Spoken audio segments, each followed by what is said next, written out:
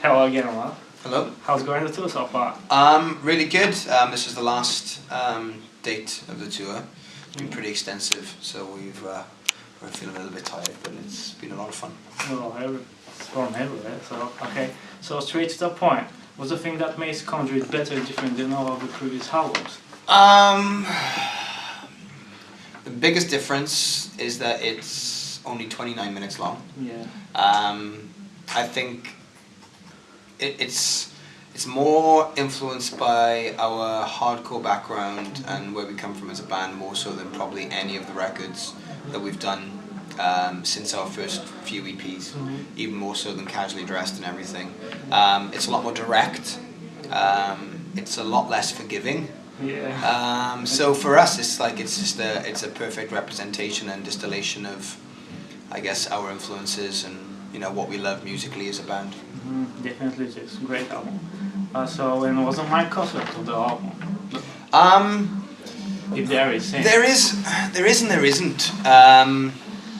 There kind of is a loose idea about the way music, in terms of, I guess, being involved in hardcore and punk, kind of brings people together and breaks down barriers and just allows just a communication of ideas and a representation of what I think is important in music. Where, I've on this tour I've been paraphrasing Toby from H2O, the whole quote of passion before fashion, because the scene is just littered with all these bands who just rely heavily on image and this kind of fake idea of attitude over what they actually create musically. And I think we're a band that is dedicated to putting our music and I guess our ideas before anything.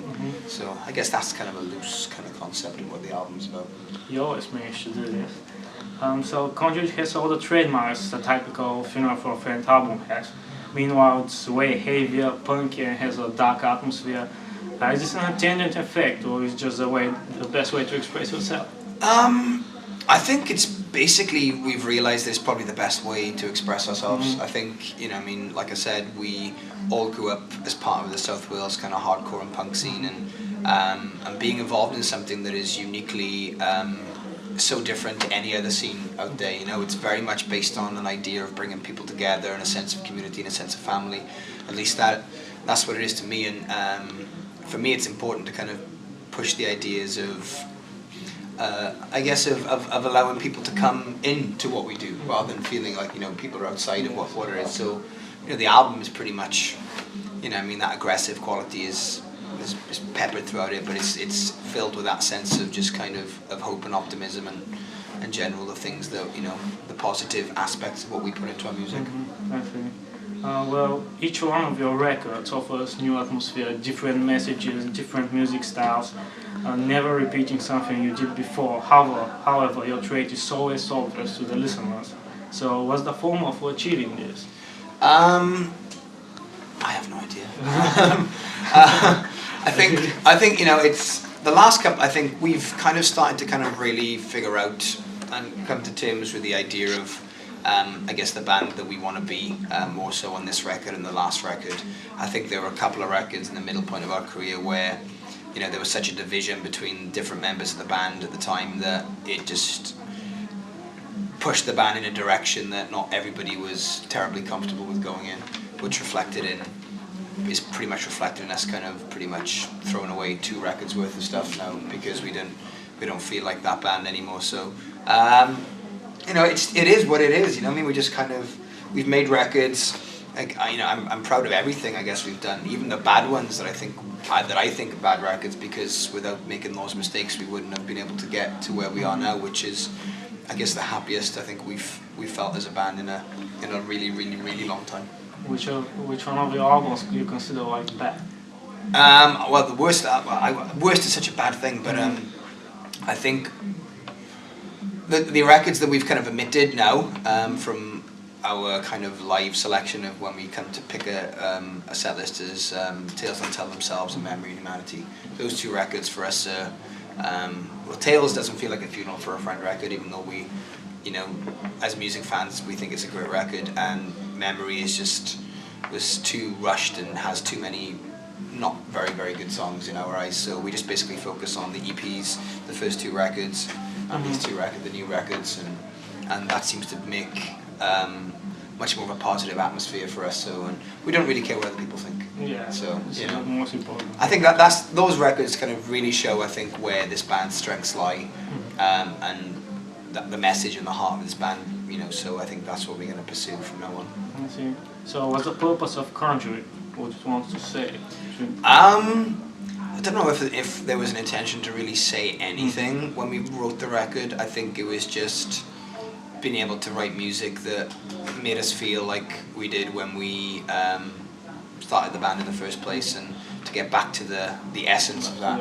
Yeah, and and just that's the simple truth of it. We just wrote a record that when we were in the rehearsal room we could run around and throw ourselves into and just really get off on, and it's been that case when we played the songs live as well. Kids have been really getting into the new songs and throwing themselves into it, which is incredible for us. So how would you describe the album to people who haven't just listened to it yet? I would say to anybody who hasn't listened to Conduit that it's the most aggressive record we've done. It's probably the most unashamedly selfish record that we've done, and it's the most hardcore record that we've done. Pretty much. So yeah, it sounds really hardcore. Which is your favorite song of the album? My favourite song is one that we're not currently playing live, but it's a song called Death Comes to Us All, which is, for me, when we wrote that, it really reminded me of my favourite band of all time, Boy Sets Fire. And to have a song like that made me, feel like that, made me feel really proud. Yeah, it did make me feel really proud. What was the recording process of Conjury? It was very simple. It was a lot more stripped back than previous records. It was all about trying to capture the energy of the songs. So for me, my process was we did 3 vocal takes all the way through, with all the aggressive parts and everything like that. No kind of stopping or starting, and just pick the best one.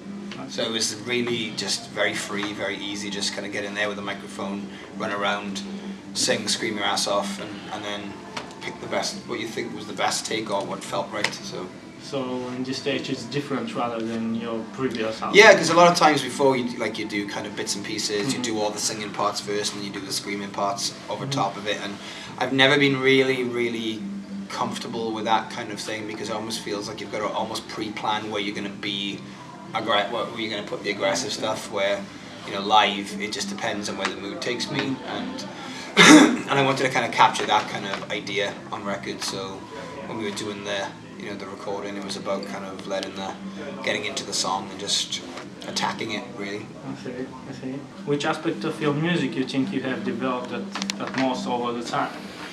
I don't know, I think for me, lyrically, I think that's the major thing that I've developed over the years, is moving from extremely personal lyrics, which predominantly peppered the first kind of record and stuff, to more kind of, I guess, socially aware lyrics, some politically aware things. As I've grown older and stuff, and as I've seen a lot of things, as this band has taken me, all over the place, and different cultures and different ways of life and different attitudes, and it's definitely informed my songwriting and my lyric writing a lot more. It's a lot less about me in that situation, or more about where I and my friends, or where I see myself fitting into the bigger picture in terms of the wider world, I think. I see. Okay. While some bands soften their sound using their passion, they're trying to chase some trends. You're doing exactly the opposite. Conduit is heavy, steady, and full of rebellion and emotion. Where do you find inspiration, passion, and desire to do what you do? For me, I see I'm somewhat particularly saddened by a lack of intelligence in a lot of the popular aggressive music today. It seems all about like some sort of weird hybrid of glam rock and metalcore, and songs about very sexist songs as well, which is like, I don't really understand why you need to kind of throw the word bitches around in metal songs or anything like that or anything. I've never quite understood why that's a cool thing to do. So for me, the whole process of doing what we do as a band has been about challenging people's expectations, our own expectations, and generally, hopefully, putting something different into the aggressive music landscape and challenging the conceived ideas of what the scene is about, and particularly hardcore stuff as well, and metal and things like that. You know, it can be seen as quite a masculine kind of environment where, you know, I want to level the playing field a bit and allow kind of more of an equal opportunity for both sexes to be involved in what we do and just be able to express themselves fully. How Pat Change improved the band after he joined? Well, he's the best drummer that I've ever played with, Really? hands down. He hits the kit like it's pretty much abusing him every night. Just his general attitude, his enthusiasm, his positivity, his youthfulness, you know what I mean? It just literally, you know, kicks the jaded members of our band up the ass to realise that, you know, I think he's instilled a sense of fun in us, which we've been getting back to, but, you know, he's just playing his aggression, his passion for what he does and for just playing music and getting up there and just throwing down and not caring what anybody else thinks. It really has rubbed off. Is it true that he won't hold the band set list just for a couple of days when you contacted him? Kind of, yeah. You know, we kind of told him, you know, that when we were looking for a replacement, that you know, we wanted him to learn like 7 songs or something, and then he literally learned like 25 songs, and then came into practice and nailed every one of them. It was like it was a no-brainer. As soon as he literally played 3 songs in, we were like, that's it. We almost didn't even have to let him go through the entire run of things. We were like, hey, stop, you're in. There we go. Well, you know, we played with him in Rise to Remain before as well, so personality-wise, we knew that we really get on with him. And he's 11 years younger than me, so he's still got a lot of way to kind of to go to learn certain things. Like, but his just enthusiasm was a key component as well as his talent. I see. As far as I know, Ryan left the band because of his family. Do you think that at some point of time you'll do the same? Who knows? I don't know. I don't think anybody can really preempt what's going to happen in the future. You know, I mean, Rich has got kids. You know, I've got a wife. You know, Chris has got a wife, and you know, and both Pat and Gavin are in relationships as well. So who knows? You know, we enjoy doing what we're doing, and as I've always said to a lot of people, that we'll do it until it stops being fun. And right now, it's the most fun it's been for a while. So I think we'll continue going until it stops being that. What place takes music in your life? Music is pretty much one of the most, if not the most important aspect of my life. It has been since I was very young.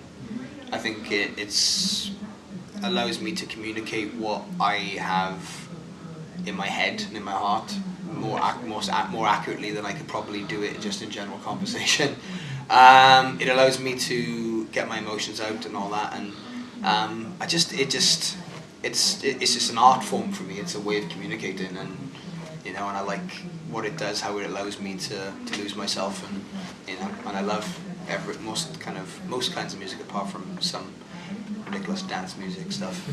I've never been one that's been keen for any kind of electro thingy-majig, so as long as it's got heart and passion and played with integrity, then that's what I love about music, and that's why it's a major part of my life.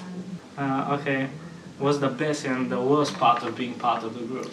The best thing about being is that like period where you're on stage, where you're playing and you just lose yourself in the moment and just you go crazy. The worst thing is probably the other 23 hours of the day where you basically do absolutely nothing. It's very tedious. It's like so un-rock and roll, or what everybody thinks rock and roll is. It's a fallacy. It's not true. Basically, you just kind of hang out, do nothing, eat. Probably like play some video games if there's an ability to do so. You surf the internet, you read your bloody Kindle or a book or anything you got going on, or you go wandering around the town and exploring. So you know, I mean, there's no crazy life. So everybody expects that for some reason. I don't know why. It's stupid. That's the best and the worst thing. You know, probably somebody would say like, you know, leaving your home and your family and behind, which sucks. But You know what I mean? It is what it is. I see. So, what's the weirdest fan experience you ever witnessed? I don't know. I wouldn't say it's the weirdest thing, but I felt really awful for a girl. She got up on stage at the show we played recently in Leeds, and for some she got up, she hugged me, she kissed me on the cheek, and then she jumped back in and nobody caught her, and she hit the deck, and I was just like, that sucks. That sucked. No, and tell you something. This is not really a fan experience, but this is a funny thing. We played a show on this tour in Cambridge, and there was a bottle of water rolling around on stage quite a bit, so I kicked it over to Gav, and Gav thought I kicked it at him deliberately. So he literally booted it, and it went right off stage. There was a photographer in the pit in the front row, and it hit him square in the nuts. Ooh. This full water bottle square in the nuts, full pelt, and I literally fell on the floor laughing. I couldn't even finish the song. I was just spent the entire rest of the song crying. I had to go up to the photographer at the end and just like say, and he was fine. He kept on clicking away. God knows what. He must have had a cup or something. But I would have been down like a dog if I was me. Like I would have been done. Yeah. The worst part of being on tour.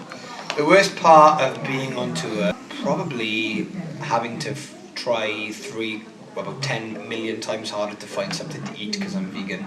No. So for me, it's like.